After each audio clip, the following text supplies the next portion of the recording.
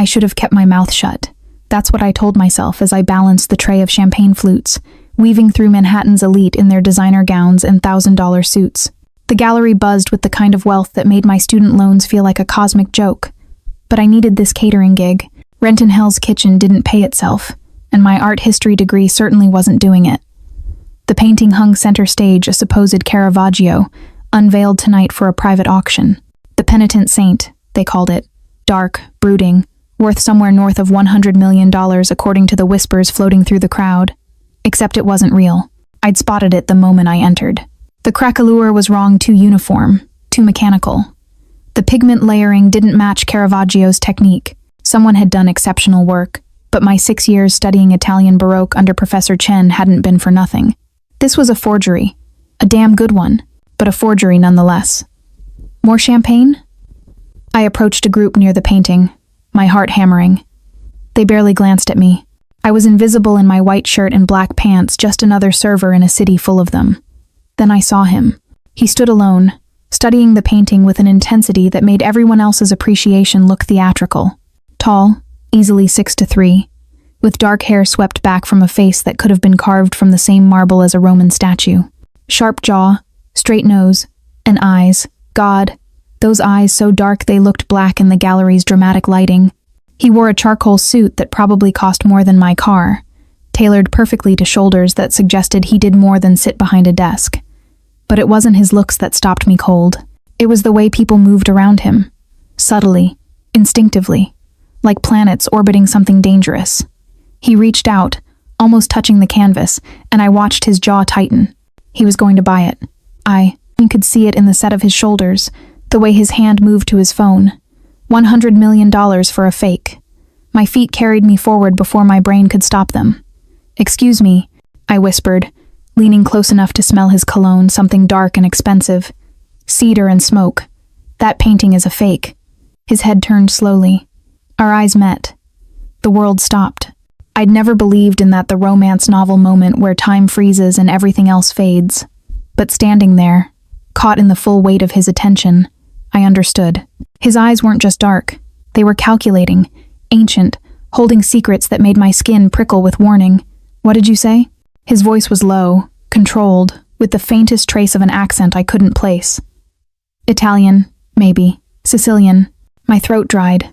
"The painting, it's Miss." A sharp voice cut through the moment. Marcus, the catering manager, appeared at my elbow, his face red. "You're needed in the kitchen, now." But the man's gaze hadn't left mine. "No," he said simply, the single word carrying absolute authority. "She stays." Marcus paled. Actually paled. "Mr. Marchetti, I apologize for... Leave us." It wasn't a request. Marcus vanished into the crowd, and I was left alone with a man whose last name sent ice down my spine. Marchetti. I'd heard that name before, whispered in the same breath as words like family and untouchable and don't ask questions. "Explain."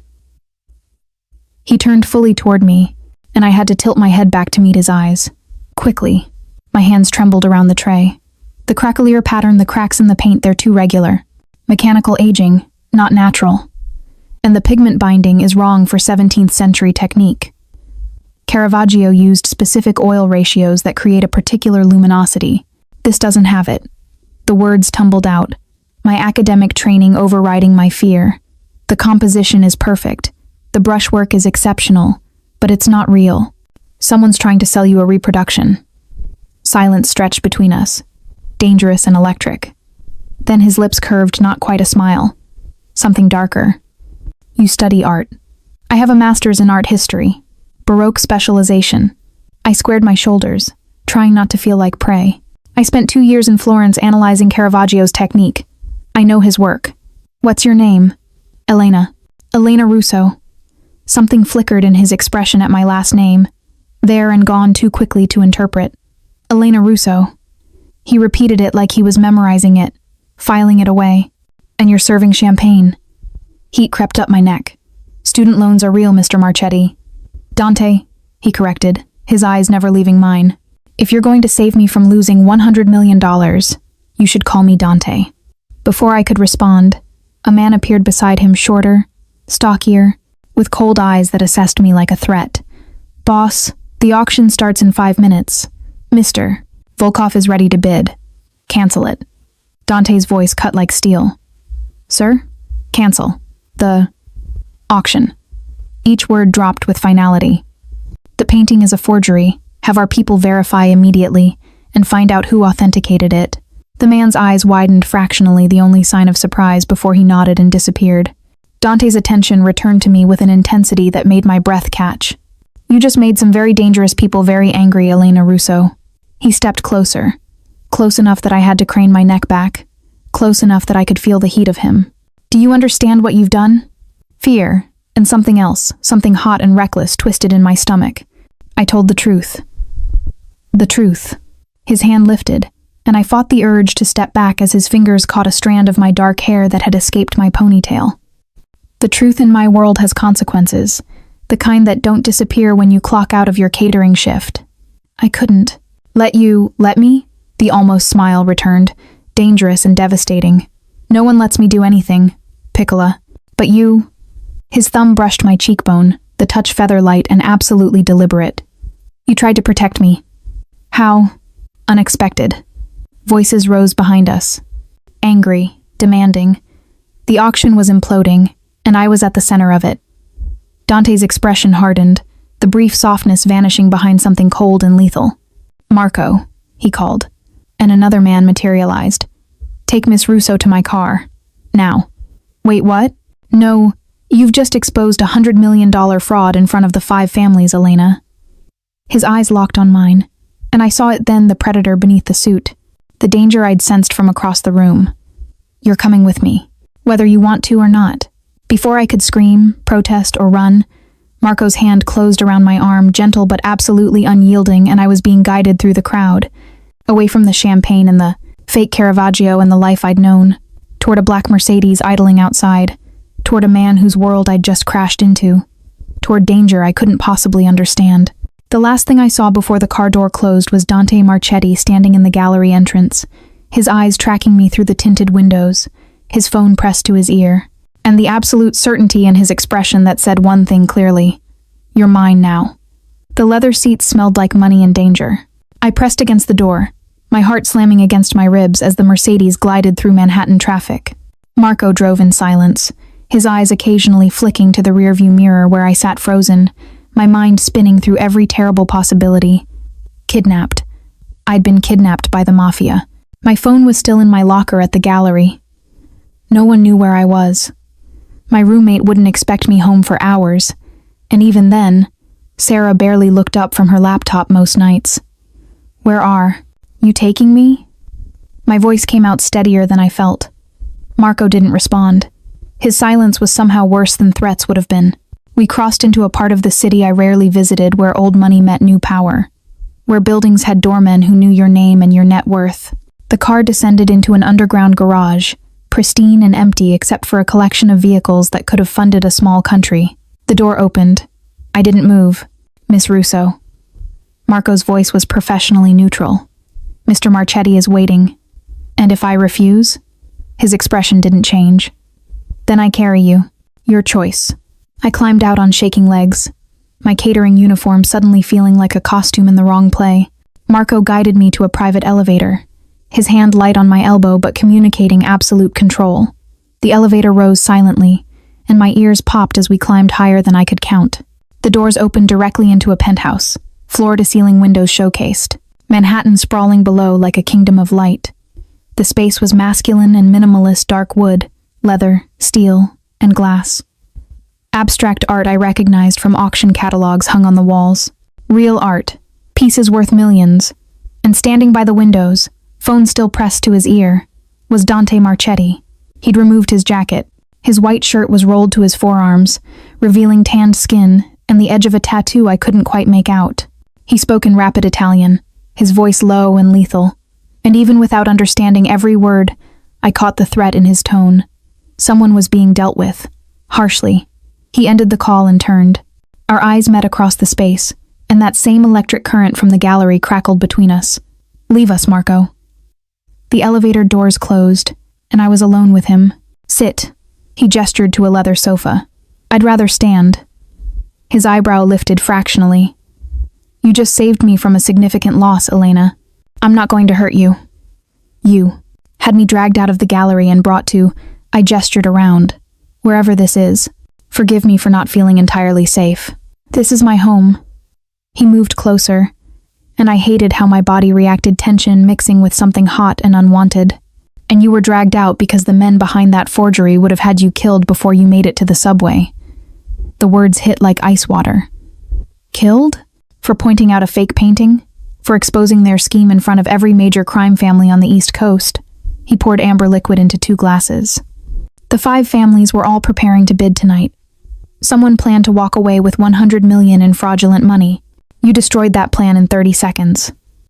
My legs suddenly felt weak. I sank onto the sofa. Dante handed me the glass.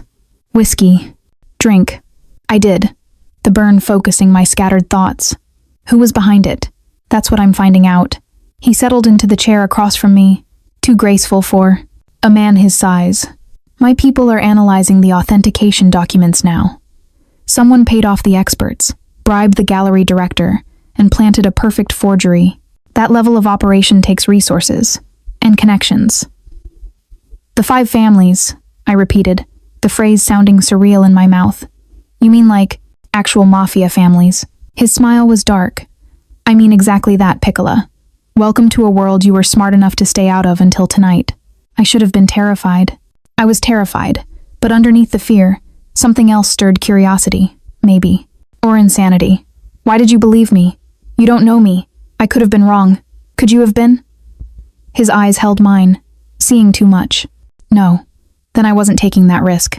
He leaned forward, elbows on his knees, and the movement made him somehow more intimidating despite the casual pose. Tell me about yourself, Elena Russo. Master's degree in art history. Serving champagne at gallery events. Your accent says New York, but your last name says Italian heritage. What's your story? That's really none of your... It became my business the moment you whispered in my ear. His voice dropped lower. Everything about you is now my business. So talk. The command in his tone made my spine stiffen. My father's family came from Calabria. I grew up in Queens. I wanted to work in museum curation. But the positions are competitive and don't pay enough to live on while you're establishing yourself. So I cater events and wait for opportunities. Your father? Dead. 6 years ago. Cancer. The words still hurt. My mother remarried and moved to Arizona. We don't talk much. Something shifted in his expression, not quite sympathy, but understanding. And now you're here, in my home, because you have an exceptional eye for art and no sense of self-preservation. I couldn't let you buy a fake. Why? He stood abruptly, moving to the windows, his broad shoulders silhouetted against the city lights. Why did you care if I lost $100 million? You don't know me. For all you knew, I deserved to be defrauded. I stood too, drawn across the room by something I couldn't name, because it was wrong, because someone created something beautiful even if it was a forgery and someone else was weaponizing it, because I stopped beside him, close enough to see his reflection in the glass, because you were looking at it like it mattered to you, like it was more than just money. He turned, and suddenly we were inches apart, the city sprawling below us, the air between us charged with danger and something far more complicated. You see too much, he murmured. So do you. His hand lifted, fingers tracing my jaw with a gentleness that contrasted sharply with the lethal power I'd seen him wield. This world I live in, it's not romantic, Elena. It's blood and betrayal and choices that stain your soul. Once you're in, there's no going back to your catering shifts and student loans. My breath caught. Who says I'm in? The 5 families know your name now. The people behind the forgery will want revenge. His thumb brushed my lower lip, and heat exploded through my veins. You saved my life tonight, or at least my reputation, which in my world is the same thing. That means you're under my protection now, whether you want to be or not. I don't need... My phone buzzed, except I didn't have my phone. Dante pulled a device from his pocket, my phone. I realized with a start. Your roommate is worried. You should text her. You went through my things? I had Marco collect your belongings from the gallery. He handed me the phone, his fingers brushing mine. Text Sarah that you're safe. That you met someone and will be home late. Make it believable. I stared at him. torn between outrage and the disturbing realization that his protection might be the only thing keeping me alive. And then what? Then you stay here tonight. Tomorrow, we figure out who wants you dead. The casual way he said it, who wants you dead, made it real in a way nothing else had. I was in danger. Real, immediate, lethal danger. And the only thing standing between me and that danger was a man whose dark eyes promised he was equally deadly. A man I couldn't stop looking at, even knowing what he was. A man who terrified and drew me in equal measure. One night, I whispered. His smile was slow, dangerous, and absolutely devastating. We'll see, Piccola. We'll see. The elevator chimed. Marco stepped out, his expression grim. Boss, we have a problem. Victor Volkov knows she's here, and he's demanding she be turned over for questioning. Dante's entire demeanor changed the man, replaced by something cold and lethal. Tell Volkov if he wants her. He can come take her himself. The threat hung in the air, absolute and terrifying, and I realized with crystal clarity that I'd just become the prize in a war I didn't understand. Absolutely not. Dante's voice cut through the penthouse like a blade as he faced Marco. The temperature in the room seemed to drop 10 degrees, and I watched, frozen, as the two men engaged in a silent battle of wills. Volkov's insisting, Marco said carefully. He claims she worked with whoever planted the forgery, that her warning was designed to create chaos and tank the auction before his bid went through. That's insane, I burst out. I don't even know who Victor Volkov is. Dante's hand lifted, silencing me without a word. Tell Volkov his concern is noted and dismissed. Elena Russo is under my personal protection. If he has questions, he brings them to me. Not through intermediaries, not through channels. To me. The emphasis on the last words made Marco nod sharply and retreat to the elevator. I waited until we were alone again before speaking. Who is Victor Volkov, the head of the Russian syndicate in Brighton Beach? Dante moved to a desk, pulling out a tablet and pulling up. Security feeds. He's ambitious, ruthless, and has been pushing into territories that aren't his for the past year. Tonight's auction was supposed to be neutral ground, a showing of power and wealth between families. Your revelation disrupted that. So he thinks I'm some kind of, what? Corporate saboteur for the Mafia? Despite the tension, his mouth quirked. Something like that. In his mind, either you're working for whoever planted the forgery, or you're working for me to embarrass him publicly. But I'm not working for anyone. I know. He set the tablet down, his dark eyes finding mine across the room. Your fear is too real, your knowledge too specific. You're exactly what you appeared to be, a woman with expertise who couldn't keep quiet when she saw something wrong.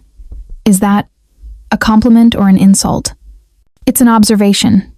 He gestured to the hallway leading deeper into the penthouse. Come, if you're staying the night, you need clothes and a room that isn't under surveillance. I followed him down a corridor lined with more expensive art, my mind reeling. Your place is under surveillance? The public spaces, yes. Security measures. He opened a door, revealing a bedroom that was larger than my entire apartment. Plush carpet, a massive bed with charcoal linens, floor-to-ceiling windows with automated privacy screens. An ensuite bathroom I could glimpse through another doorway. This is the guest room. No cameras. You have my word. The word of a Mafia boss? The question escaped before I could stop it. He moved so fast I barely saw it suddenly. He was close. One hand braced against the doorframe beside my head, his body blocking mine without touching. Yes, Elena, the word of a Mafia boss, which, in my world, is worth more than any legal contract you've ever signed. His voice was low, intimate, dangerous.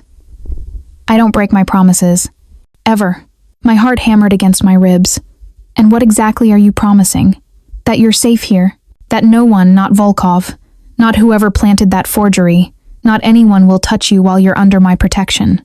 His free hand lifted, tucking a strand of hair behind my ear with surprising gentleness. But that protection comes with rules, such as, you don't leave without my knowledge. You don't contact anyone without clearing it with me first. You don't make any decisions about your safety without consulting me. His fingers trailed down my neck, leaving fire in their wake. And you tell me everything, Piccola. No secrets, no lies, complete honesty. That seems one-sided. It is. No apology in his tone.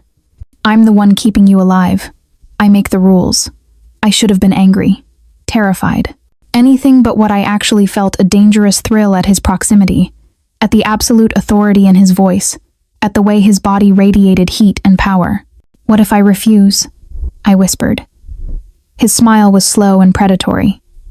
Then I'll lock you in this room until you understand the danger you're in. But you're too smart for that, aren't you? You've already realized that stubborn pride isn't worth your life. He was right. God help me, he was right. Fine, I said, lifting my chin despite how my hands trembled. I'll follow your rules. For now, good girl. The words sent heat straight through me, and from the knowing look in his eyes, he saw my reaction. There are clothes in the closet. My assistant had items brought up in your size. Toiletries in the bathroom. If you need anything, there's a phone on the nightstand that connects directly to the security desk. How did you know my size? I'm observant. He pushed off the door frame, stepping back, and I could breathe again. Get some rest. Tomorrow we start figuring out who's behind this and how deep it goes. He turned to leave, and I don't know what possessed me. Maybe the adrenaline, maybe the way he'd looked at me, maybe the insanity of the entire night, but I called out, "Dante?" He stopped, looking back over his shoulder. "Thank you for protecting me, even if you're terrifying about it." Something softened in his expression, there and gone in a heartbeat. "You saved me first, Piccola. I'm simply returning the favor." He paused at the doorway. "And Elena?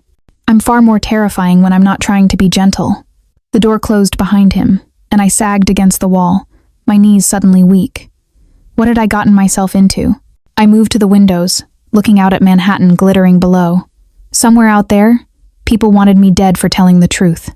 Somewhere out there, my normal life was continuing without me. Sarah probably thought I'd finally hooked up with someone at one of these events. My Monday shift at the coffee shop would happen, whether I was there or not.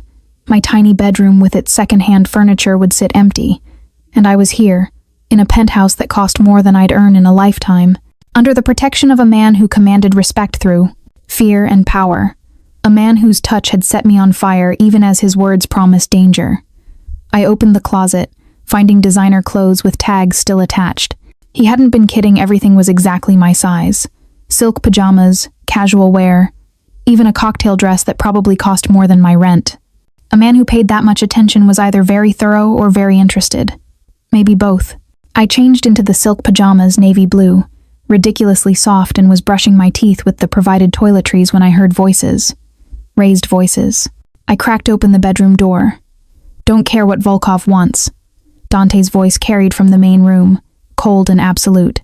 "He's not getting near her. Boss. He's threatening to break the treaty.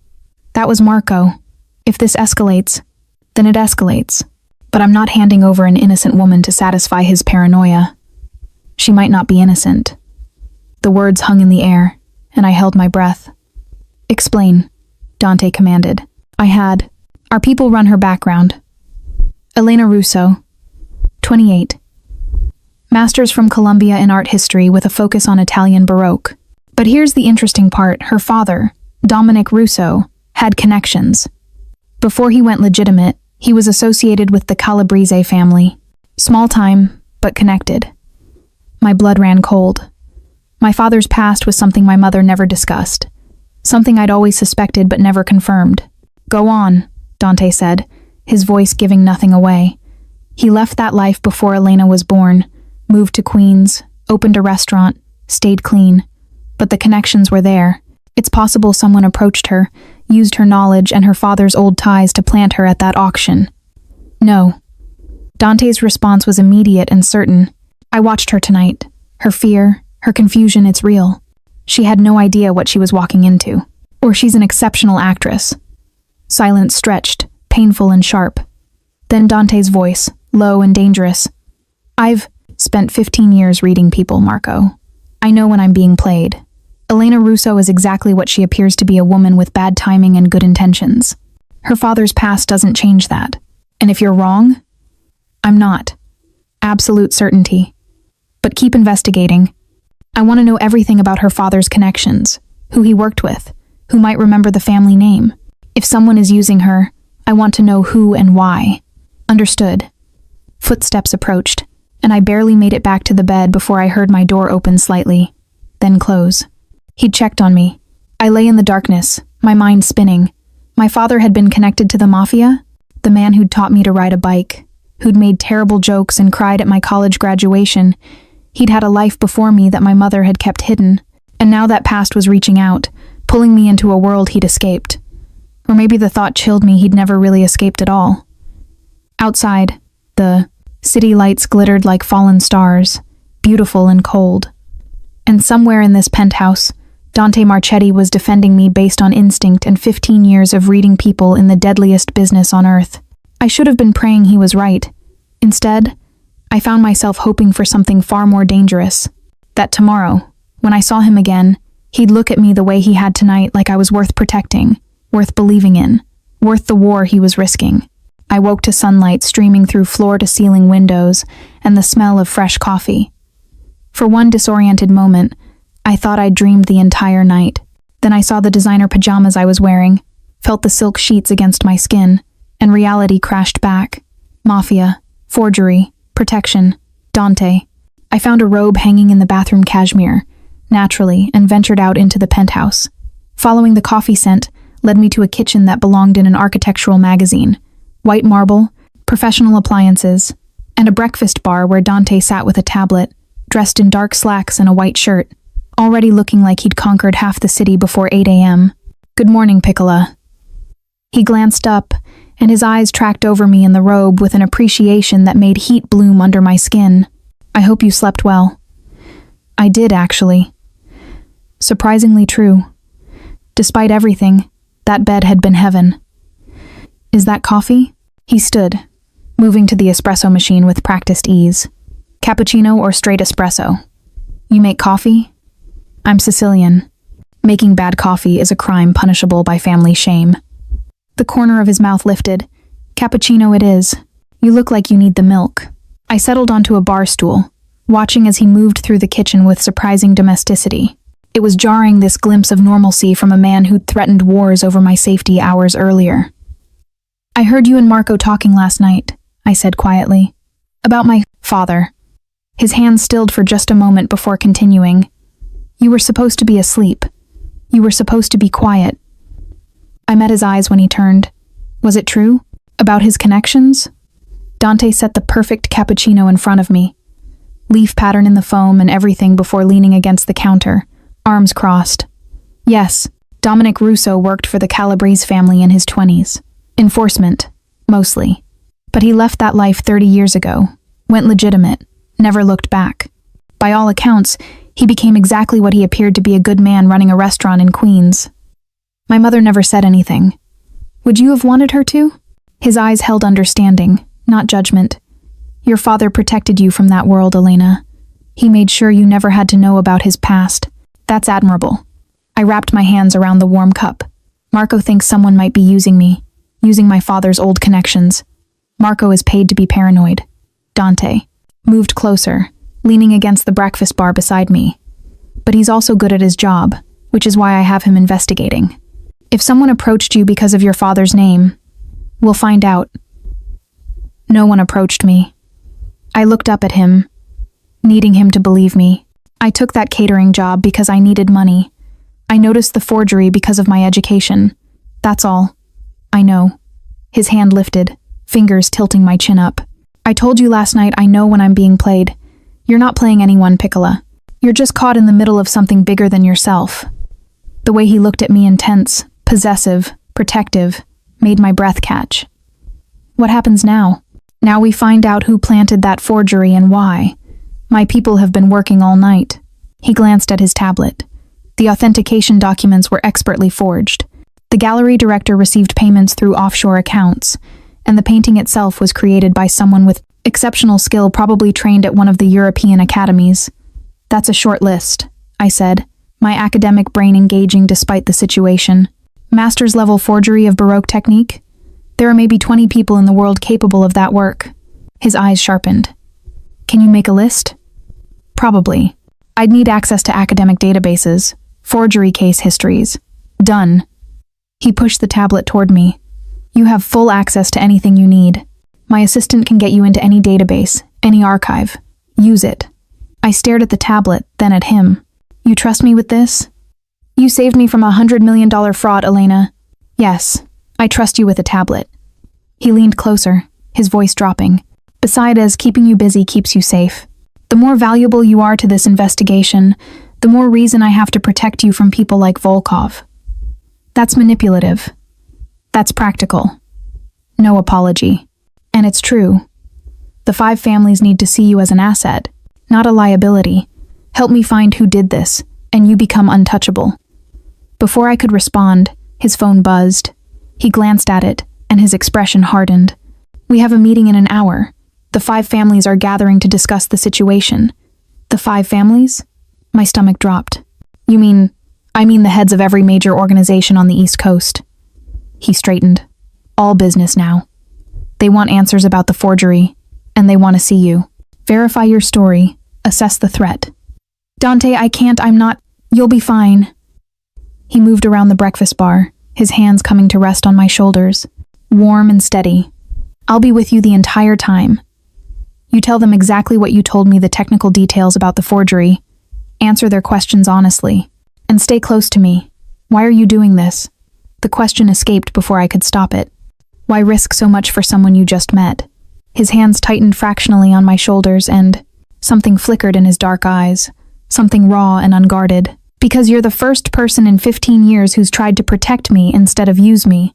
Because you looked at me like I was worth saving. His thumb traced my collarbone through the robe. And because the moment you whispered in my ear last night, something in me recognized something in you. I don't question those instincts anymore, Elena. They've kept me alive too long. The confession hung between us, intimate and dangerous. Now, he said, stepping back before I could process his words. Go get dressed. Wear the black dress in the closet, the one with the high neckline. Conservative but expensive. We need them to see you as an expert, not a distraction. A distraction? His eyes raked over me slowly, deliberately. You're beautiful, Piccola. In a room full of predators, that's a weapon. But today, we need them focused on your mind, not your body. So cover up, look professional, and let them see the brilliant woman who spotted something dozens of experts missed. Heat flooded through me, part embarrassment, part something far more dangerous. And what will you be doing? Making it very clear that touching you means war. His smile was cold and lethal. Now go. We leave in 45 minutes. I fled to the bedroom, my heart racing. An hour from now, I'd be facing the leaders of the East Coast Mafia, with only Dante Marchetti standing between me and whatever judgment they'd pass. And the terrifying part wasn't just the danger. It was how much I already trusted him to keep me safe. How much I was beginning to want more than just his protection. The restaurant was closed to the public. That was the first thing I noticed as Dante's Mercedes pulled up to what looked like an upscale Italian establishment in Little Italy. The second thing I noticed was the men standing outside armed, watching, communicating through earpieces. This is neutral territory, Dante explained, his hand, a warm on my lower back as he guided me from the car. The Giordano family owns it. They host meetings between families when necessary. How often is it necessary? Not often enough if we're doing our jobs right. He nodded to one of the guards, who opened the door. Stay close to me, Elena. Speak when spoken to. Answer questions directly and honestly. And no matter what you hear or see, don't react. These men read fear like I read art catalogs. I smoothed the black dress he'd chosen. He was right. It was perfect. High neckline, long sleeves, hitting just above the knee. Expensive but not flashy. My hair was pulled back in a sleek bun, minimal makeup. I looked like an academic consultant, which was exactly the point. Inside, the restaurant was beautiful old-world Italian charm with modern elegance. But the men gathered around the large table in the private back room destroyed any illusion of a social lunch. 5 men, 5 chairs, 5 expressions ranging from curiosity to cold. Assessment. Marchetti, the man at the head of the table, spoke older, silver-haired, with eyes that had seen everything and been impressed by nothing. You're late. By 3 minutes, Giordano. Hardly worth noting. Dante's hand pressed against my back, urging me forward. Gentlemen, this is Elena Russo, the art expert who identified the forgery. 5 pairs of eyes turned to me. I fought the urge to step back. Miss Russo. Giordano gestured to an empty chair. Please sit. We have questions. Dante pulled out the chair, waiting until I sat before taking his own position standing behind me, one hand resting on the back of my chair, claiming territory, showing protection. I'll stand, he said when Giordano raised an eyebrow. A man to my left, younger, with Slavic features and cold blue eyes, leaned forward. Viktor Volkov, I realized. The Russian who thought I was part of the scheme. Tell us, Miss Russo, how exactly did you spot this forgery? A painting authenticated by 3 internationally recognized experts? The experts authenticated what they were paid to authenticate, I said, keeping my voice steady. But their credentials don't override physical evidence. The cracklier pattern, the cracks in aged paint, was mechanically induced, probably through controlled heating and cooling cycles. It's a common forgery technique, but it creates patterns too uniform for natural aging. How do you know this? Another man, Mediterranean features, expensive suit, calculating eyes. I have a master's degree in art history from Columbia, with a specialization in Italian Baroque period. I spent 2 years in Florence studying under Professor Marcus Chen, who literally wrote the textbook on Caravaggio's technique in forgery detection. I pulled out my phone. Dante had returned it that morning and showed images I'd pulled up. These are comparative examples. Here's a verified Caravaggio painting showing natural craquelure. Here's a known forgery from 2019 showing mechanical patterns. And here's what I saw last night, identical to the forgery pattern. Silence fell as they examined the images. Giordano leaned back in his chair. Impressive. But the question remains, how did you happen to be at that specific gallery, at that specific auction, at that exact moment? Bad luck and student loans, I said flatly. I work catering jobs to pay rent while I apply for museum curator positions. The agency I work for was hired for the event. I was serving champagne. That's all. Your father was Dominic Russo. Volkov's voice cut like ice. Associated with the Calabrese family before you were born. Interesting that his daughter shows up just in time to disrupt an auction worth hundreds of millions. Dante's hand tightened on the back of my chair. Her father left that life 30 years ago and died 6 years ago. Elena knew nothing about his past connections until last night. So you say. Volkov's eyes never left mine. But family ties run deep in our world, Marchetti. You of all people know this. My father was a good man, I said, meeting Volkov's stare directly. Whatever he did before I was born, he spent the rest of his life being a legitimate businessman and a devoted father. He never mentioned his past, never exposed me to that world. I found out about his connections 12 hours ago from a background check. So yes, I'm his daughter. But no, I'm not carrying on any family legacy except his love of Italian art. A man at the far end, older, with kind eyes that contrasted with the power in his bearing, spoke for the first time. The girl speaks plainly. I appreciate that. He looked at Dante. What's your assessment, Marchetti? Is she legitimate? Completely, Dante said without hesitation. I've had her investigated thoroughly. She's exactly what she appears to be, an expert who noticed something wrong and couldn't stay quiet. Her timing was coincidental, not planned. Coincidences make me nervous, Volkov muttered. Then be nervous, Dante replied coolly. But she's under my protection. Anyone who touches her answers to me. The temperature in the room dropped. Giordano raised an eyebrow. That's a significant commitment, Marchetti. Based on one night's acquaintance. Based on instinct and evidence. Both of which tell me she's an asset, not a threat. Dante's hand moved from the chair to my shoulder, a possessive gesture that didn't go unnoticed. She can identify the forger. She has connections to academic databases and expertise we don't possess. Use her knowledge instead of questioning her loyalty. If she can identify the forger, the man with kind eyes said, then she's worth protecting. We all lost potential profits last night. Someone made us look foolish. I want them found. Murmurs of agreement around the table. Giordano studied me for a long moment. Very well, Miss Russo. You have 3 days to provide us with a list of potential forgers and evidence supporting your conclusions. Marchetti will provide whatever resources you need. If your information leads us to who's responsible, you'll have the gratitude and protection of the 5 families. If you're playing us... His eyes went cold. Well, let's hope you're not. I'm not, I said, lifting my chin. I just want to help fix what I disrupted. Admirable. Giordano stood, signaling the meeting's end. 3 days, Miss Russo. Marchetti, Keep us informed.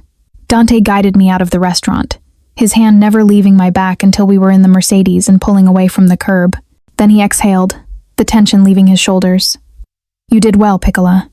Very well. I was terrified. You hit it perfectly. He pulled me against his side, and I let myself sink into his warmth, the adrenaline crash hitting hard. 3 days. Can you identify the forger in 3 days? Maybe. Probably. I looked up at him. Dante, what happens if I can't? His jaw tightened. Then we find another way to prove your innocence. But failure isn't an option, Elena. Not when your life depends on success. The weight of it settled over me. 3 days to prove myself to the 5 families. 3 days to find a master forger. 3 days under Dante Marchetti's protection. 3 days of being this close to a man who terrified and attracted me in equal measure. Then I better get to work, I whispered. His arm tightened around me. We better get to work. You're not doing this alone. And in that moment, surrounded by danger and impossible deadlines, I made a choice. I trusted him. God help me. I trusted the Mafia boss whose world I'd stumbled into, and that trust felt more dangerous than any threat the 5 families could make. We worked through the afternoon and into the evening. Dante had converted one of his penthouse rooms into a command center, multiple monitors displaying databases, art archives, and forgery case histories.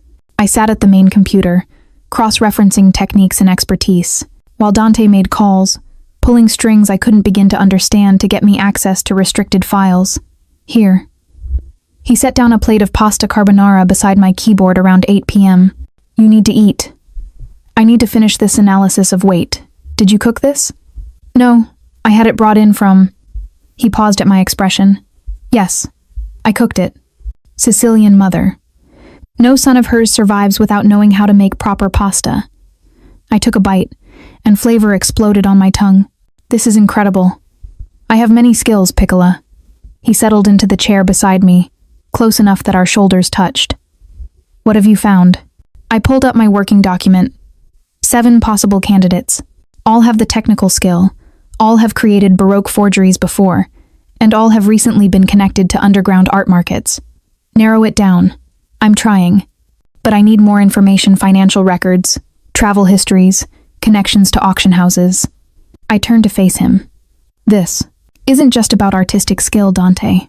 Someone coordinated the authentication fraud, bribed gallery officials, and timed this auction to maximize damage. That takes resources and connections beyond what a single forger usually has. His eyes sharpened. You think someone's backing the forger? I think someone's using the forger as a weapon. This wasn't about the money. If it was, they would have sold the painting quietly to a private collector. This was about embarrassing the 5 families publicly, about causing chaos, a power play. He stood, pacing to the windows overlooking Manhattan. Someone trying to prove they can operate under our noses. Or someone trying to start a war. I saved my work and joined him at the window. Think about it. If you'd paid $100 million for a fake, how would you have reacted? I would have found who was responsible and made an example of them. His voice was flat, matter of fact. And if Viktor Volkov had purchased it, or any of the other families? Understanding crossed his face.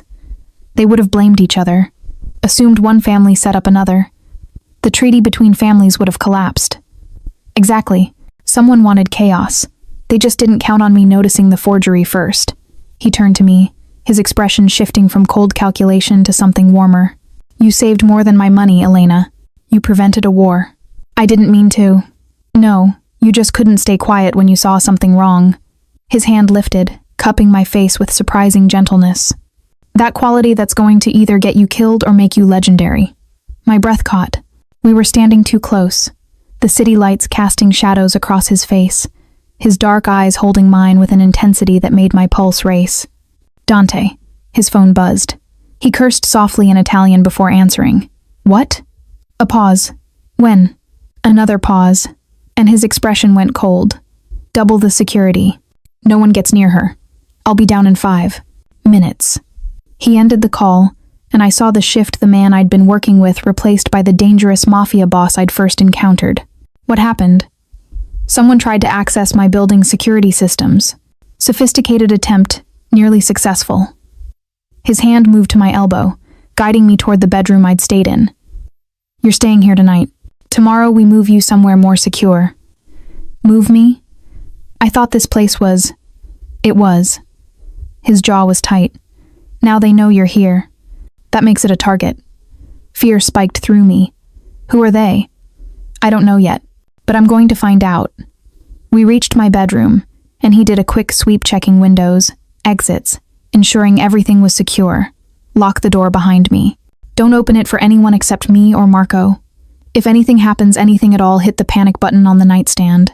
It connects directly to my personal line and triggers a full security lockdown. You're scaring me. He crossed back to me, in 2 strides, his hands framing my face, forcing me to meet his eyes. Good. Fear keeps you careful. But know this, Elena, no one is getting to you. Not Volkov, not whoever planted that forgery, not anyone. I protect what's mine. I'm not yours, I whispered, even as my body betrayed me, leaning into his touch.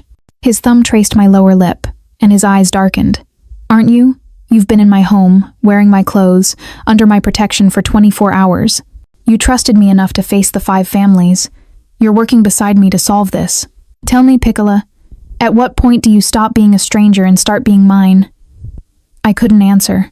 Couldn't think past the heat of his hands on my skin, the certainty in his voice, the dangerous promise in his eyes. Lock the door, he repeated, his voice rough. I'll be back soon. He left before I could respond, and I heard his footsteps receding down the hall. I locked the door with shaking hands, my heart pounding. This was insane. All of it. I was trapped in a penthouse with a mafia boss who looked at me like I was something precious and dangerous. People were actively trying to get to me. I had 3 days to solve a case that could prevent a war. And the worst part? I didn't want to leave. I changed into the silk pajamas, trying to process everything, but exhaustion pulled at me, and eventually I climbed into bed, the city lights painting patterns on the ceiling. I don't know how long I'd been asleep when I heard it, a soft sound, barely there. My eyes snapped open. The door lock clicked. Panic surged, and my hand flew to the nightstand, searching for the panic button. It's me. Dante's voice, low and rough. It's just me, Elena. I sagged with relief as he appeared in the doorway, backlit by the hall light. He'd removed his jacket, his white shirt partially unbuttoned, and there was something in his expression, something raw and unguarded. What happened? We found them. The team that tried to breach security. He moved into the room slowly, like he was approaching something wild. 2 hired mercenaries. They confessed that someone paid them to get to you, to take you alive. Terror gripped me. Who? They don't know. Anonymous contact, offshore payment, professional operation. He stopped at the foot of the bed. Elena, this is bigger than a forgery. Someone wants you specifically. And until we know why, you're not safe anywhere but with me. I'm not safe anywhere, I corrected, my voice shaking. I'm just an art historian. Why would anyone? I don't know yet. He moved closer, sitting on the edge of the bed. But I will find out. I promise you. We sat in the darkness, the weight of it pressing down. Why are you really doing this? I asked quietly. The truth, Dante. Not the strategic reasons or the obligation. Why are you risking so much for me? He was silent for so long I thought he wouldn't answer. Then, because when I was 17, I watched a woman try to protect my father during a family war. She wasn't part of our world, just someone who loved him. And she died because he couldn't protect her fast enough. His voice was rough with old pain. I swore I'd never let that happen again. That if I ever found someone worth protecting, I wouldn't hesitate. Wouldn't calculate the cost. We barely know each other. I know you tried to save me from losing $100 million when you had nothing to gain. I know you faced the 5 families without breaking. I know you're brilliant and brave and stubborn enough to tell a mafia boss when he's wrong. His hand found mine in the darkness. And I know that when I look at you, I see something worth protecting, worth fighting for. Is that enough truth for you, Piccola? My throat tightened. That's terrifying. Yes. His fingers threaded through mine. It is. We sat like that, hands linked in the darkness, while the city breathed outside and danger circled closer. And I realized with stunning clarity that I was falling for him. For the deadly, protective, impossibly complex man who'd stolen me away from a gallery and refused to let me go. This was more than attraction now. This was dangerous. This was real. Morning came with screaming. I jerked awake to shouting, the sound of running footsteps, and Dante's voice cutting through the chaos, cold, lethal, absolute. I threw on the robe and rushed out, my heart in my throat. The living room had transformed into something from a crime thriller.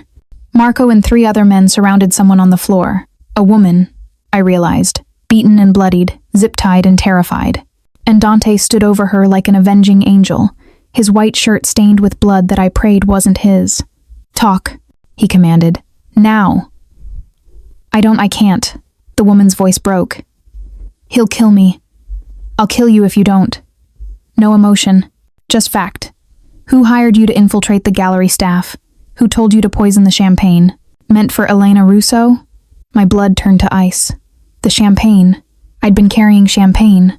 I'd been about to serve it before I stopped to warn Dante about the painting. Someone had tried to kill me at the auction. "His name is..." The woman choked. "His name is Konstantin. Konstantin Fedorov. He's Volkov's lieutenant. He paid me $50,000 to poison her drink. Said she was disrupting business. Said she needed to disappear quietly." Dante's expression didn't change, but the temperature in the room dropped to Arctic. "Volkov ordered a hit on someone under my protection?" "Not Volkov directly, Fedorov acted alone. He thinks he said Volkov was too cautious, that the Russian syndicate needs to show strength, that letting Marchetti protect some nobody was making them look weak." "A nobody." Dante's voice was silken with danger. "Interesting." He turned, and his eyes found mine across the room. The cold calculation in them shifted immediately, warming, softening, but still edged with violence. "Go back to the bedroom, Elena. You don't need to see this." "What are you going to... now?" The command brooked no argument. Marco appeared at my elbow. "Come on, Miss Russo. Let the boss work." I let him guide me back, my hands shaking. The bedroom door closed, and I heard muffled voices, then silence. 10 minutes later, Dante entered. He'd changed his shirt, washed the blood off his hands, but there was still something dangerous in his bearing, the predator barely leashed. "Is she... She's alive. I don't kill women, no matter what they've done." He crossed to me, his hands gentle despite the violence they'd just enacted. "But she's been delivered to the Giordano family for judgment. They'll handle her according to the rules." "The rules." My voice sounded hollow. "There are rules for this? There are always rules, Piccola, even in chaos." His thumb traced my cheekbone. "You were supposed to die that night. The poisoned champagne would have killed you, before you left the gallery. They would have blamed bad shellfish or a heart condition. Just another tragic accident. But I didn't drink it. I stopped to warn you first. You stopped to warn me first," he repeated softly. "You saved your own life by trying to save mine. The irony isn't lost on me." I sank onto the bed, the reality crashing over me. Volkov's man tried to have me killed. What happens now? Now I make it very clear that such actions have consequences. His phone buzzed, and he glanced at it. "The 5 families are meeting in 2 hours. Emergency session. Volkov's going to answer for his lieutenant's actions." "You think he knew?" "I think it doesn't matter. In our world, you're responsible for your people. If Fedorov acted without orders, Volkov still pays the price for failing to control his organization." He knelt in front of me, bringing us eye level. "Elena, this meeting won't be like the last one. It's going to get violent. I can't have you there." "Then, where? I'm moving you to a safe house. One of my private properties, off the books. Marco will stay with you, along with a full security team. You'll continue working on the forger identification, but you'll be hidden until this is resolved." Fear and frustration warred in my chest. "How long?" "However long it takes." His hands cupped my face. "I can't protect you and wage war simultaneously, Piccola. I need to know you're safe so I can focus on ending this." "Ending this how?" His smile was cold.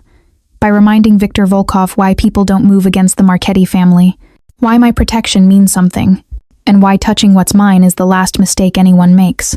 The possessiveness in his voice should have frightened me. Instead, it sent heat pooling low in my belly. "I'm not helpless," I said quietly. "I can. I know you're not helpless. You're brilliant and capable and far stronger than you realize." He leaned forward, his forehead touching mine. "But strength, doesn't stop bullets, Elena. Intelligence doesn't prevent kidnapping. So please, for me, do this. Let me keep you safe while I handle what needs to be handled. I'd never heard him say please before. Okay, I whispered. Okay. Relief flashed across his face, there and gone. Good. We leave in 20 minutes. Pack what you need, Marco will get you anything else. He stood to leave, but I caught his hand. Dante, be careful. Please. Something softened in his eyes. Always. He lifted my hand, pressing a kiss to my palm. And Elena, when this is over, when you're safe and the threat is eliminated, we're going to talk about this thing between us. This fire that's been building since you whispered in my ear at that gallery. Because it's not going away, and I'm done pretending I can ignore it. He left before I could respond, leaving me breathless and aching. 20 minutes later, I was in the back of an unmarked SUV with Marco, watching Dante's penthouse disappear in the distance. The safe house was in Connecticut, an old estate hidden behind gates and security that would make Fort Knox jealous. He'll be fine, Marco said, catching my worried glance back toward the city. The boss has survived worse than Volkov. How long have you worked for him? 12 years, since I was 23 and stupid enough to get caught stealing cars in his territory. Marco's mouth quirked. He gave me a choice: work for him or get turned over to the police. Best decision I ever made. He's not what I expected. No one is when you actually know them. Marco glanced at me. But for what it's worth, I've never seen him like this. Protective, yes, always. But this thing with you, it's different. Personal. We barely know each other. Some people, you know, instantly. The boss has good instincts about people. If he's claimed you, it's because he sees something worth keeping. Claimed. The word sent shivers through me. The safe house was beautiful, old stone, and new. Security, with grounds that stretched to a private lake. My room had a view of the water and a computer setup that would let me continue researching. But as I watched the sun set over Connecticut, my mind was back in Manhattan, where Dante Marchetti was walking into a room full of dangerous men, to defend me, to wage war for me, and I realized that somewhere between being kidnapped from a gallery and sharing midnight confessions, I'd stopped being his responsibility and become something far more dangerous. I'd become someone he cared about, someone worth fighting for, someone he might even...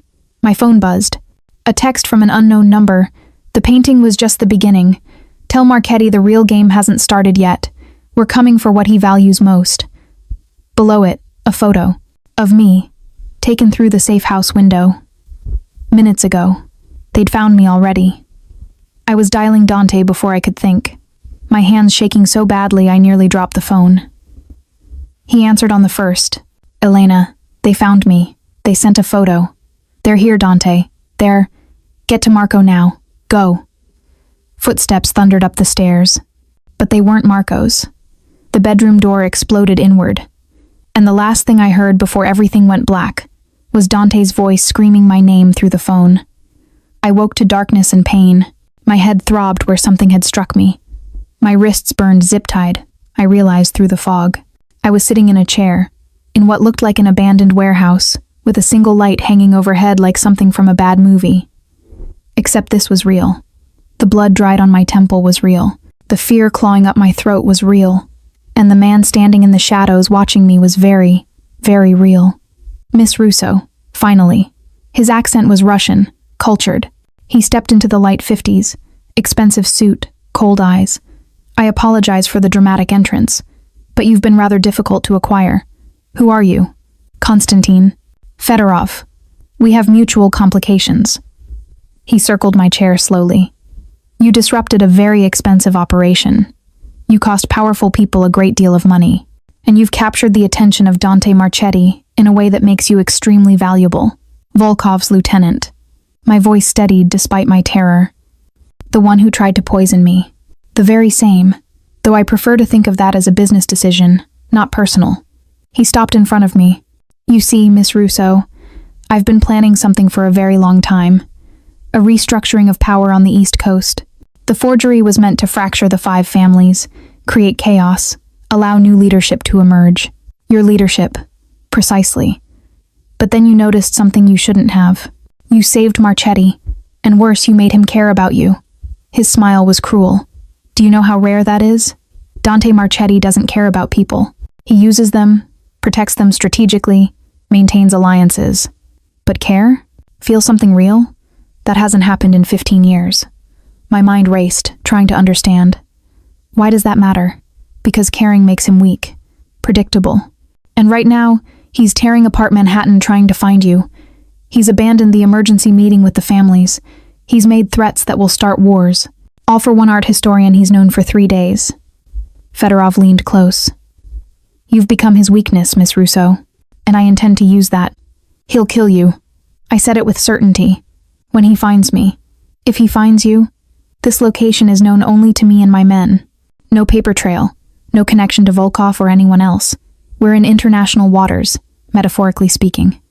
My blood ran cold. What do you want? I want Dante Marchetti to make a choice. He pulled out his phone, setting up a camera. I want him to choose between you and his power, between saving one woman and maintaining his position with the 5 families. Because the moment he shows weakness, the moment he compromises for personal reasons, his enemies will strike. His empire will crumble, and I'll be there to pick up the pieces. You're insane. I'm practical. He hit record on the camera. Now, Miss Russo, you're going to help me deliver a message.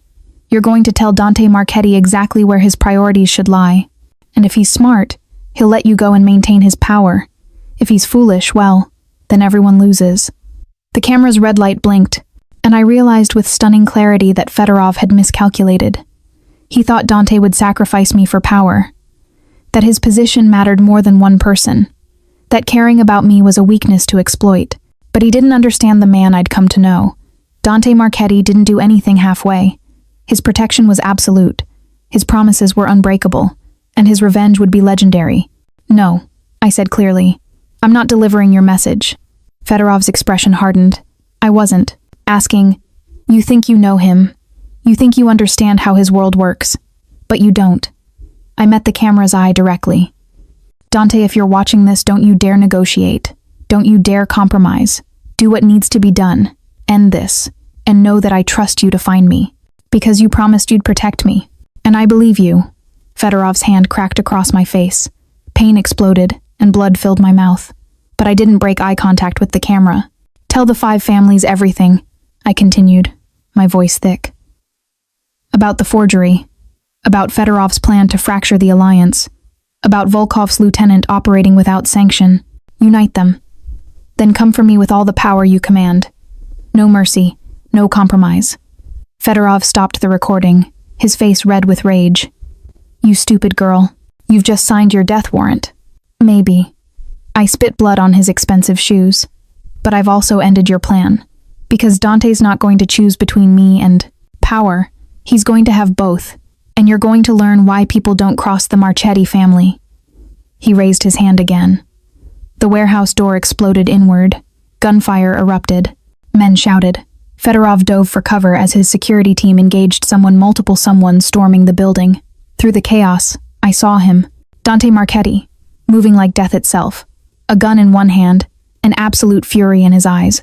Marco and a dozen other men fanned out behind him, professional and lethal. The battle was over in 90 seconds. Fedorov's men were on the ground dead or disabled. And Dante was crossing the warehouse floor toward me, holstering his weapon, his focus laser sharp. Elena. My name came out rough as he reached me, his hands immediately working on the zip ties. Are you hurt? Did he... I'm okay. The ties came free, and I collapsed forward into his chest, shaking. How did you find me? Traced your phone's last ping, cross-referenced Fedorov's known. Properties, followed the evidence you left. His arms wrapped around me, strong and sure. You told him to record you. You knew I'd find the transmission. I knew you'd find me. I trusted you. His hold tightened. You took a hell of a risk, Piccola. So did you. The 5 families are united. His voice held grim satisfaction. When they saw Fedorov's recording, when they understood the scope of his betrayal, the families aligned against him. Even Volkov. Fedorov wasn't just targeting me. He was targeting all of us. You exposed that. Where is he? I pulled back enough to look around. Dante's smile was cold. Marco's handling him. He'll face the family's judgment. But first, I'm getting you somewhere safe. Somewhere actually secure this time. He lifted me, simply scooped me up like I weighed nothing and carried me toward the waiting cars. Dante, not now. Right now, you're going to let me take you somewhere safe. You're going to let a doctor check that head wound. You're going to eat and rest and recover. His eyes met mine, dark and intense. And then, when you're safe and healthy and the threat is eliminated, you and I are going to have that conversation I promised you. The one about this fire between us. My breath caught. What if I don't want to wait? His arms tightened around me. Elena, you said I'm yours. You called me yours. So prove it. I reached up, my fingers threading through his hair. Show me what that means. We reached his car. He set me down but didn't step back, his body caging mine against the vehicle. You're hurt. You've been traumatized. You're not thinking clearly. I'm thinking perfectly clearly. I pulled him closer, our faces inches apart. I trusted you with my life, Dante. Trust me with this. With wanting you. With choosing you. Something broke in his control. His mouth crashed against mine. The kiss was fire and fury, and 3 days of suppressed need finally breaking free. Dante's hands framed my face, his mouth claiming mine with a hunger that made my knees weak. I gripped his shirt, pulling him closer, tasting blood and danger and something achingly tender underneath his fierce control. When we finally broke apart, both breathing hard, his forehead pressed against mine. This is insane, he murmured. You were just kidnapped. We're standing in front of my men. I don't care. I kissed him again, softer this time. I don't care about timing or logic or what anyone thinks. I care about you. About this. About not wasting whatever time we have pretending I don't feel this. His thumb traced my swollen lip gently. Elena. Take me home, Dante. You're home. And show me what it means to be yours. The darkness in his eyes shifted to heat. You're hurt. Then be gentle. I met his stare without flinching. But don't make me wait any longer. Please. The please broke him. He opened the car door, settling me into the back seat before climbing in beside me. Marco. My private residence. Lose anyone following us. And make sure we're not disturbed for the next 24 hours. Marco's knowing smile was visible in the rearview mirror. Understood, boss. The drive back to Manhattan passed in charged silence. Dante's hand never left mine, his thumb tracing patterns on my palm that sent electricity up my arm. Every few minutes, his eyes would track to my face, checking the bruise forming on my cheekbone, the split lip, the dried blood in my hair. You're thinking too loud, I said softly. I'm thinking that Fedorov's death won't be quick enough. Dark promise in his voice. That letting Marco handle him, instead of doing it myself, might have been a mistake. You saved me. That's what matters. You saved yourself. That speech you gave on camera, his hand tightened on mine. You told me to unite the families, to come for you with full power. You trusted me to choose right. Did you doubt I would? Everyone doubts me eventually, Piccola. They see the power, the violence, the darkness. They forget there's a man underneath. His eyes held mine. You never forgot. From that first moment at the gallery, you've seen both. The boss and the man. And you haven't run. I'm not running now. No, you're not. He lifted my hand, pressing a kiss to my knuckles. Which makes you either the bravest woman I've ever met, or the most foolish. Maybe both. The car pulled into his building's private garage. Dante swept me up again, carrying me to the elevator despite my protests. But I stopped arguing when I realized I liked it. Liked being held by him, cared for by him, treated like something precious, instead of just protected. His penthouse felt different now. Not a prison or a safe house, but a sanctuary. He carried me straight to his bedroom, not the guest room. His, and set me gently on the massive bed. Stay there. I'm getting the first aid kit. He returned quickly, settling beside me with supplies. His hands were surprisingly gentle as he cleaned the blood from my face, applied butterfly bandages to the cut on my cheekbone, checked my pupils for concussion signs. You should see a real doctor, he murmured, tilting my head to examine the bump where I'd been hit. Later. Right now, I just want... I caught his wrist, pulling his hand to my lips, kissing his palm. I want you. No more talking about what I should do or what's logical. Just be with me. His control wavered. Elena, Dante. I shifted, kneeling on the bed to face him fully. I know what I'm asking for. I know what you are. And I'm choosing this anyway. Choosing you. So please, Stop trying to protect me from myself, and just... He kissed me. Slower this time, deeper, his hands sliding into my hair as he guided me back against the pillows. His weight settled over me, careful of my injuries, and I wrapped my arms around him. Finally feeling the full strength of him against me. Tell me if I hurt you, he whispered against my throat. You won't. His laugh was low and rough. So certain, Piccola? Of you? Yes. I tugged at his shirt, wanting the barriers gone. Always. Clothes disappeared slowly, carefully, his hands mapping every inch of exposed skin like he was memorizing me. When his mouth followed the path of his fingers, I gasped, arching into him. Beautiful, he murmured against my stomach. You're so goddamn beautiful. And brave. And mine. Yours, I agreed breathlessly. Show me what that means. He did. With hands that could kill but touched me with reverence. With lips that delivered lethal orders but now whispered praise against my skin. With a body that represented violence and power but moved with me like we were dancing. When he finally joined us together, his eyes locked on mine, dark and intense and absolutely present. Elena, he breathed. My Elena. And I shattered, his name on my lips, his arms around me, his heart thundering against mine. After we lay tangled together, the city lights, painting patterns on the ceiling. His fingers traced lazy circles on my spine while I mapped the scars on his chest, reminders of a violent life I was choosing to be part of. I don't know how to do this, he said quietly. Relationships, caring about someone beyond strategy and alliance. I'm probably going to be terrible at it. I lifted my head, meeting his eyes. Then we'll figure it out together. Make our own rules. What if my world destroys you? What if I make your world better? I kissed his shoulder. You said I'm yours. That means you're also mine, and I'm not letting you face everything alone anymore. His arms tightened around me. Dangerous words, Piccola. You like danger. His laugh rumbled through his chest. With you? Always. We stayed like that for hours, talking, touching, learning each other beyond the crisis that had brought us together.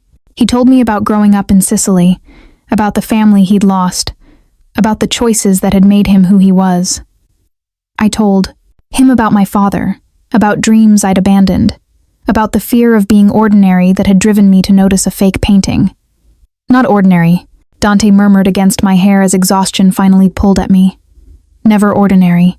You're extraordinary, Elena Russo. And you're mine. And you're mine, I whispered back, already half asleep. My dangerous, impossible, perfect man. His kiss against my temple was achingly gentle, and for the first time since that fateful night at the gallery, I felt truly safe. Not because of his security measures or his threats to enemies, but because I knew, bone deep, that he'd move heaven and hell to protect what we'd found together. This dangerous, impossible love that had bloomed in darkness. This connection that defied logic and timing and every rule of his world.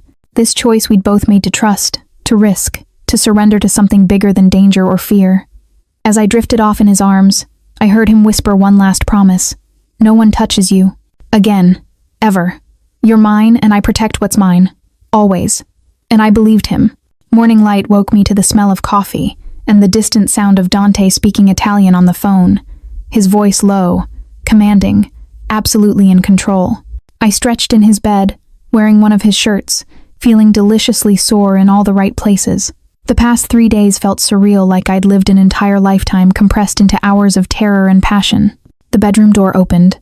Dante entered carrying a tray with cappuccino and pastries, already dressed in a dark suit but with his tie loose around his neck.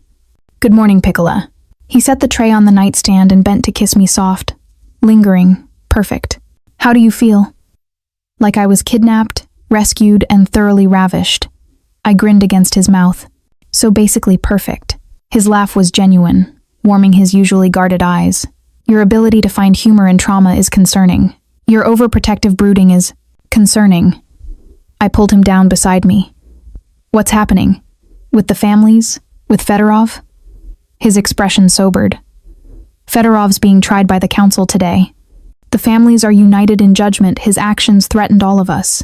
He'll answer for attempting to fracture the alliance, for the forgery scheme, for trying to kill you. And Volkov? Proved his lieutenant acted without sanction. He's paid reparations and restructured his organization to prevent future rogue operations. Dante's hand cupped my bruised cheek gently. You're safe, Elena. The threat is eliminated. Relief in something else. Something complicated twisted in my chest. So, what happens now? Do I go back to my apartment? My catering jobs? His eyes darkened. Is that what you want? I'm asking what you want. I want. He stood abruptly, pacing to the windows. I want you to stay. Here, with me. I want to wake up to you every morning. I want to teach you my world. Introduce you to my people as mine. I want to buy you a gallery where you can curate and authenticate art without worrying about student loans. He turned back, intensity burning in his gaze. I want everything, Elena. But I can't ask you to give up a normal life for this darkness. I set down my cappuccino and crossed to him, bare feet silent on the plush carpet. Dante Marchetti, for a man who commands an empire, you're remarkably stupid about some things. His eyebrow lifted. Careful, Piccola. I don't want normal. I pressed my hand to his chest, feeling his heart thunder beneath my palm. I want you. This. Us. The danger and passion and impossible love we've found. I met his eyes without flinching. I'm not running from your darkness. I'm choosing to be your light. His control shattered. He kissed me hard, possessive, pouring everything he couldn't say into the contact. When we broke apart, his forehead pressed against mine. There are conditions, he said roughly. Of course there are. You finish. Your identification of the forger the families want closure. You work with my people on art authentication for future acquisitions. You accept security measures that will seem excessive. You let me introduce you to my world properly. Not as a protected witness, but as... He hesitated. As what? As mine. My woman. My partner. Eventually, his thumb traced my lip. My wife. My breath caught. Dante, not today. I'm not proposing today. His smile was crooked, vulnerable in a way I'd never seen. But someday, when you've had time to really understand what choosing me means, when you've seen my world in full and still want to stay, I'm going to ask you properly. And Piccola, when I do, I'm going to expect you to say yes. Tears burned my eyes. You arrogant impossible. Yes or no, Elena. Stay with me. Build a life with me. Choose this dangerous, complicated future over your safe, ordinary past. I kissed him soft, deep, pouring every ounce of certainty into it. Yes. To all of it. Always yes. The joy in his expression was breathtaking. Good, he murmured against my mouth. Because I wasn't letting you leave anyway. Kidnapping me again? Persuading you, seducing you. Whatever it takes. His hand slid under his shirt I was wearing. Starting now. I thought you had meetings. They can wait. He lifted me, and I wrapped my legs around his waist. Right now, the only thing that matters is showing you exactly how thoroughly you belong to me. He carried me back to bed, and the city beyond the windows faded away. Later, much later, we emerged to find Marco waiting with a tablet full of updates. Fedorov's trial was scheduled for that afternoon. The forger had been identified thanks to my research, a disgraced Italian master living in Prague. And the 5 families wanted to meet me formally, to thank me for exposing the scheme and to acknowledge my position as Dante's partner. They want to meet me? I asked, suddenly nervous. They want to show respect, Dante corrected, his hand warm on my back. You prevented a war, Elena. In our world, that makes you someone worth knowing, someone worth protecting. The meeting happened 3 days later, in the same restaurant where I'd first faced the families. But this time, I walked in beside Dante, not as a witness or suspect, but as his equal. His hand claimed my waist possessively, introducing me with pride rather than protection. Gentlemen, he said to the assembled leaders. My Elena. The possessive sent heat through me even as I shook hands with men who could end lives with a word. Giordano smiled, actually smiled. Miss Russo, you've been the subject of much discussion. Your intelligence and courage have impressed us all. Thank you, I managed. I hope my work identifying the forger has been helpful. Extremely. The Prague operation has been shut down, the forger arrested. Your expertise will be invaluable going forward. He glanced at Dante. Marchetti, you've chosen. Well, a woman of both beauty and brains rare in our world. Dante's hand tightened on my waist. She's far more than that. She's my partner, and anyone who respects me respects her. Completely. The message was clear. The families nodded their understanding. I was under Dante Marchetti's protection. Absolute, eternal, unbreakable. And more than that, I was his. The meeting concluded with offers of alliance, promises of support, and invitations to future gatherings. As we left, Dante leaned close to whisper, "You realize you're now part of this world permanently. The families have acknowledged you. There's no going back to normal." I turned in his arms, right there on the Manhattan sidewalk, and kissed him thoroughly. Good, because I never want normal again. I want dangerous. I want passionate. I want you. His smile was devastating. "Then you shall have me, Piccola. For as long as you want. Forever, then." "Forever," he agreed. "However dangerous that becomes." We walked back to, in his car hand in hand, the city alive around us. My old life, the catering jobs, the student loans, the tiny apartment felt like a dream from someone else's past. This was my future now. Dante's world of power and danger. Gallery openings attended by criminals in designer suits. Art authentication for pieces worth millions. Security teams and encrypted phones, and knowing I'd never be truly safe but would always be protected. And love. Fierce, consuming, absolutely real love with a man who'd burn the world for me. That night, wrapped in his arms with Manhattan glittering below, he whispered against my hair, "Tell me the story again. How we met." I smiled, knowing he'd ask me this for years to come. A waitress whispered to a Mafia boss that a painting was fake, and saved him from $100 million fraud, he continued, his voice warm with affection and possession. And he kidnapped her, protected her, fell for her, completely. He tilted my face up to his, and they lived dangerously ever after. Is that how our story ends? His kiss was answer enough. No, Piccola. That's how it begins. And he was right. This was just the beginning of our dangerous, impossible, perfect story. The art historian who couldn't stay quiet. The Mafia boss who couldn't let her go. Two lives colliding in a single whispered warning, igniting a love that would survive darkness, danger, and everything his world could throw at us. Because some connections transcend logic. Some loves are worth every risk. And some whispers change everything. Forever.